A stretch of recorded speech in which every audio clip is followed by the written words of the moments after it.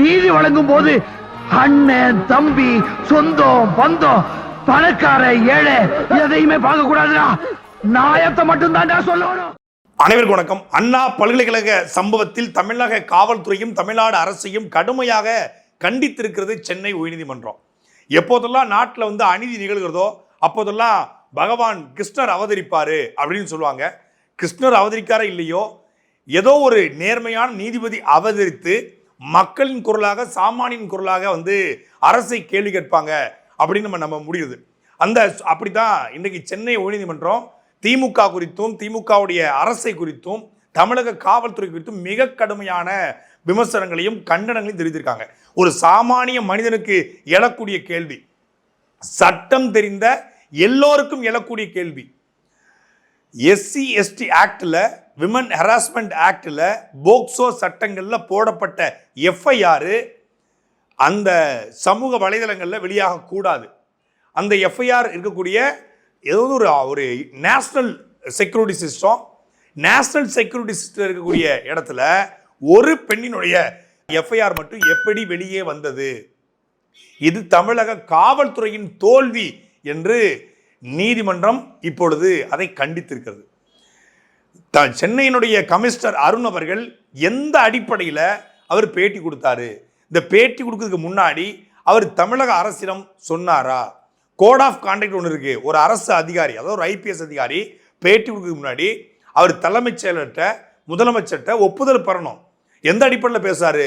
தான் தோண்டித்தனமாக நீங்களாகவே முடிவெடுத்துக் கொள்வீங்களா? நீங்களாகவே பேசிக்கொள்வீங்களா? சென்னை கமிஷனர் அருணுக்கு தமிழக அரசு துறை ரீதியான நடவடிக்கை எடுக்க வேண்டும் என்று நீதிமன்றம் சொல்லியிருக்கிறது. அதே போல கமிஷனர் தலைமையிலான விசாரணை குழு இந்த பாலியல் விவகாரத்தை விசாரிக்க கூடாது.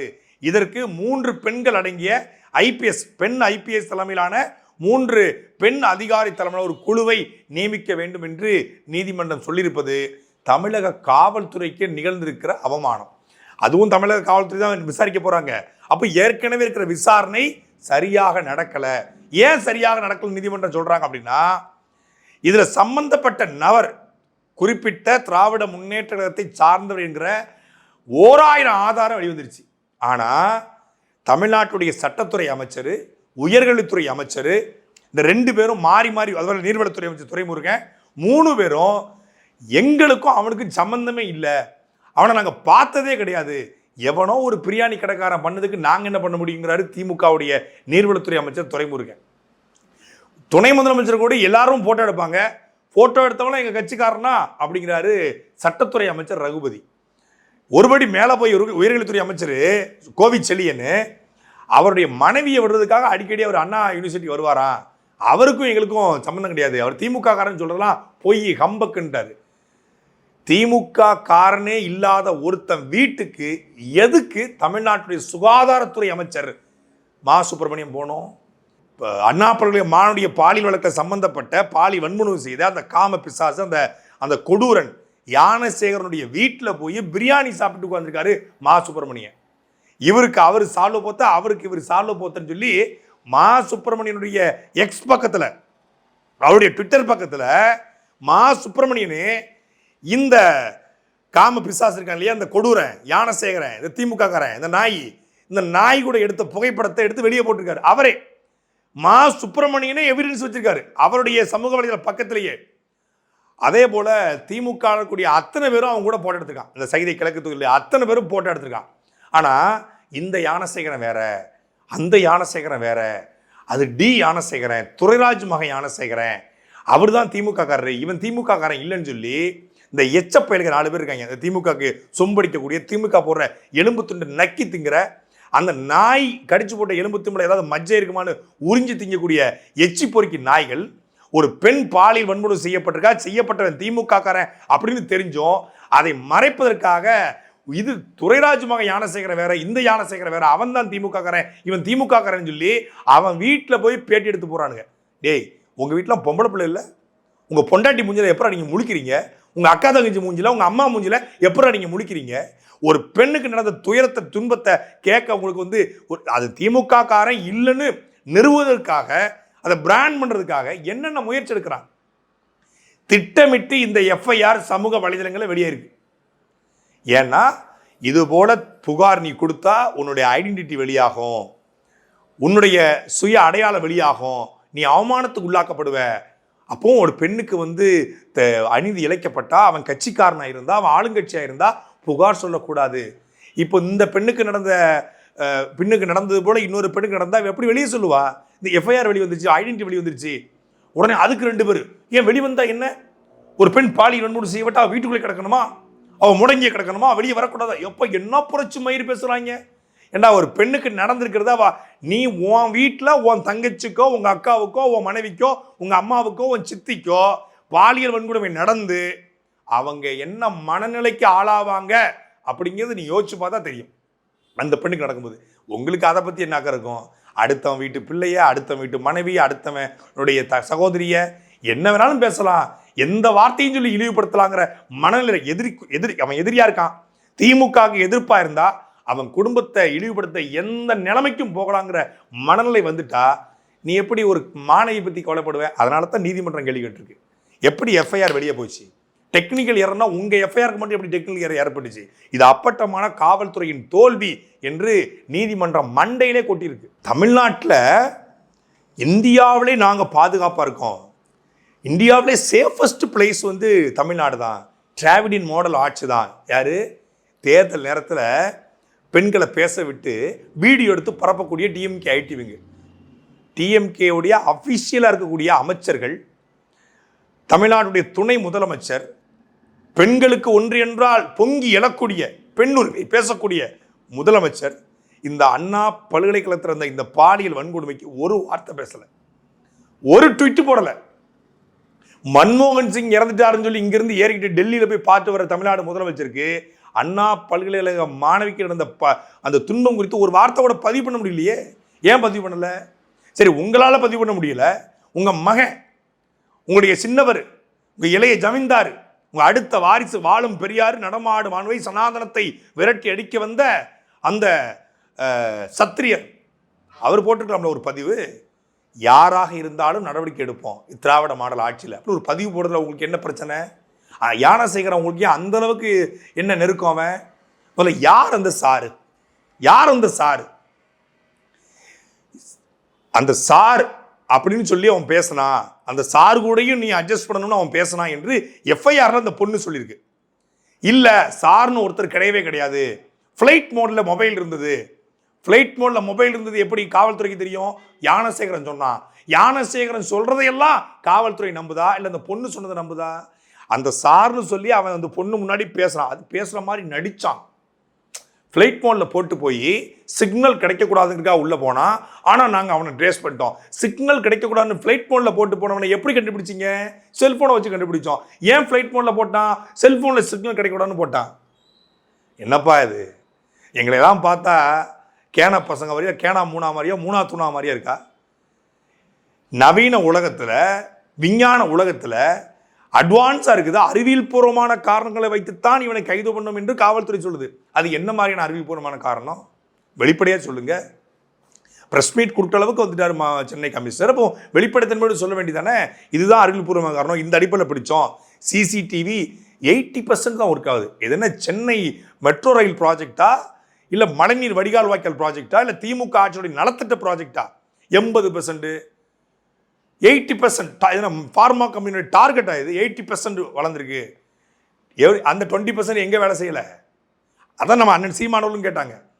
கரெக்டாக ஜெயலலிதாவை உள்ளே கொண்டு போகிற அப்பல்லோ மருத்துவமனையுடைய என்ட்ரன்ஸில் சிசிடிவி ஒர்க் ஆகாது.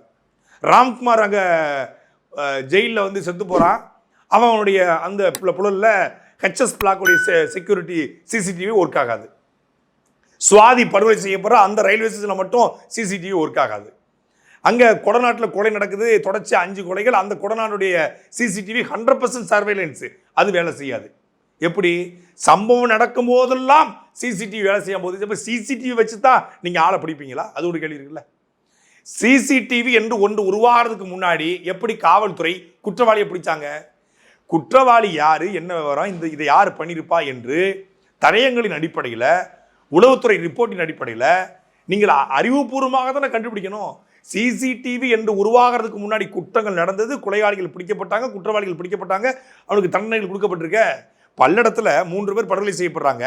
காவல்துறை அதிகாரி சொல்றாரு, மரியாதைக்குரிய காவல்துறை அதிகாரி, சிசிடிவி வந்து இங்க இல்ல, சிசிடிவி இருந்திருந்தா நாங்க பிடிச்சிடலான்றாரு.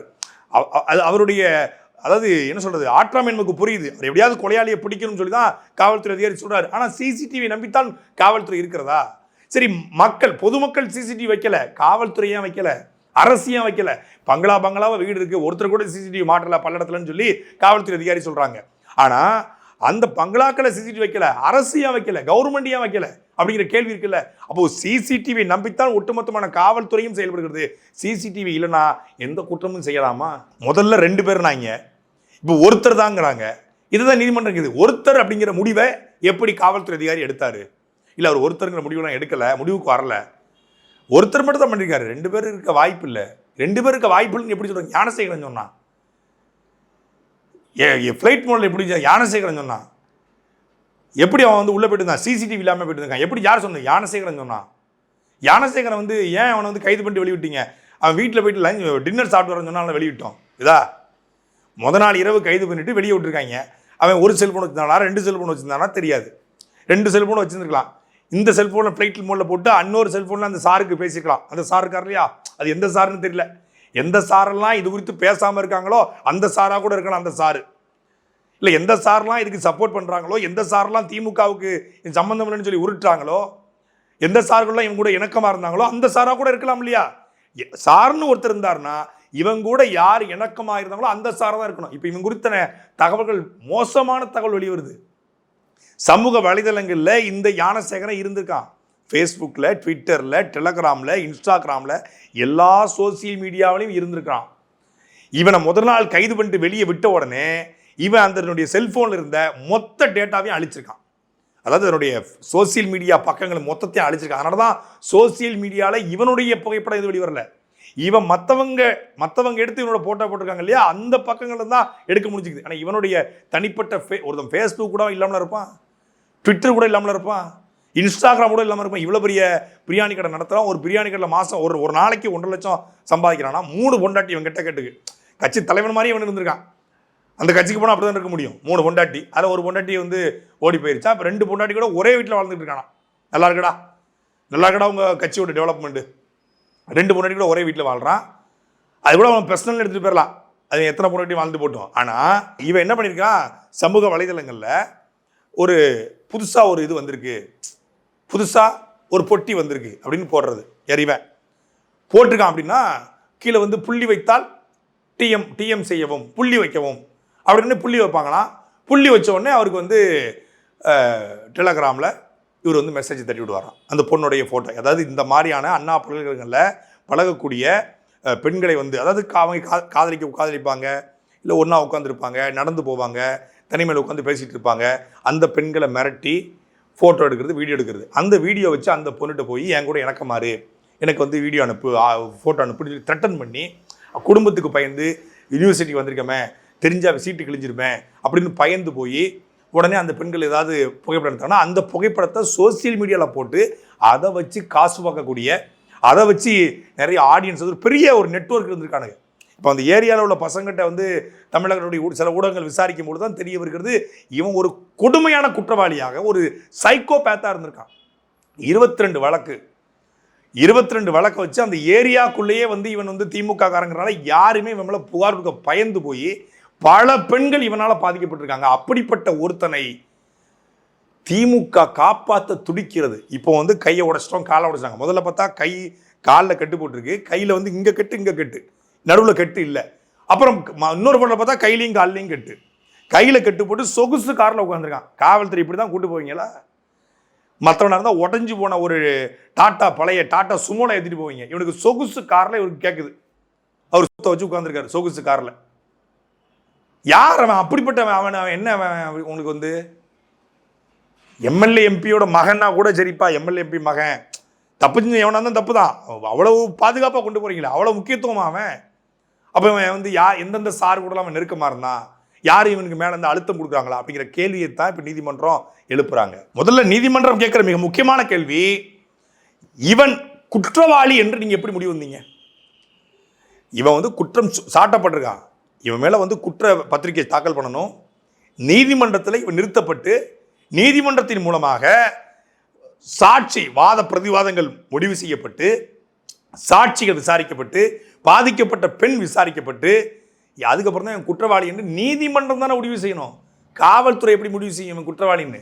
இவன் குற்றம் சாட்டப்பட்டவன், அக்யூஸ்டட், நாட் அக்யூஸ்ட், அக்யூஸ்டட்.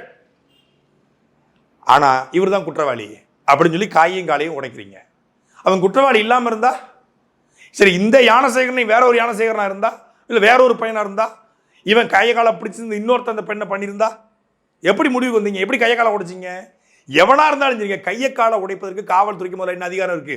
அப்போ மக்களுடைய கண்துடைப்ப கையை காலை உடைச்சிட்டோம், நாங்கள் சட்டத்தை காப்பாற்றிட்டோம், 10 நாளில் சார்ஜ் ஷீட் போடுங்க, அண்ணாமலை அவர்கள் சொன்னது போல சார்ஜ் ஷீட் போடுங்க, நீதிமன்றத்தை நிப்பாட்டுங்க, இவனுக்கான தண்டனை வாங்கி கொடுங்க, 10 வருஷம் சிறை தண்டனை வாங்கி கொடுங்க, இல்லை தூக்கு தண்டனை வாங்கி கொடுங்க. பாலியல் வன்கொடுமைக்கு வன்புணர்வுக்கு என்ன அதிகபட்ச தண்டனை உண்டோ அதை வாங்கி கொடுங்க. எத்தனை பேருக்கு வாங்கி கொடுத்துருக்கீங்க? அப்படி வாங்கி கொடுத்து எத்தனை பேரை நீங்கள் வந்து இது பண்ணீங்க? ஒரு 2 பேரை தூக்கில் போடுங்க, இல்லை 2 பேரை வந்து ஆயுள் தண்டனை சிறை தண்டனை வாங்கி கொடுங்க. தொடரான பாப்போம், பெண்ணை தொட பயப்படுவான்ல. அதை செய்யாமல் கையை உடச்சி காலேஜ் 3 மாதத்தில் அவனுக்கு ஓடிடும். நல்லா கொழுப்படுத்து தின்னு போயிருக்கு, பிரியாணியாக தின்னு சென பண்ணி மாதிரி இருக்கான். நல்லா 3 மாதத்தில் நல்லா கெழுறு மாதிரி வெளியே வருவான். 90 நாள் மேண்டேட்டரி பையில் வெளியே வந்து திருப்பி பிரியாணி கடை நடத்துவான்.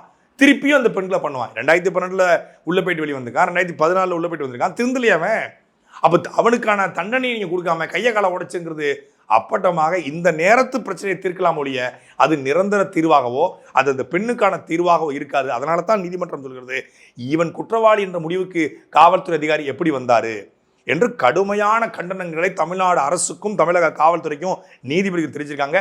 அந்த நீதிபதிகளுக்கு இந்த நேரத்தில் நேர்மையாக இது தன் வழக்காக, அதாவது ஜூம் ஓட்டாவாக எடுத்து சுய வழக்காக எடுத்து நடத்தியிருக்கிற மாண்புமிகு நீதி அரசுகள் அவர்களுக்கு நம்முடைய ராயல் சல்யூட்டு. இது போன்ற அப்பப்போ நீதிபதிகள் தோன்றுவதனால தான் தமிழ்நாட்டில் கொஞ்சமாவது நீதி நிலைச்சிருக்கு. சாட்டை எடுத்து நாட்டை திருத்து, இளம் தலைமுறை தானே நீ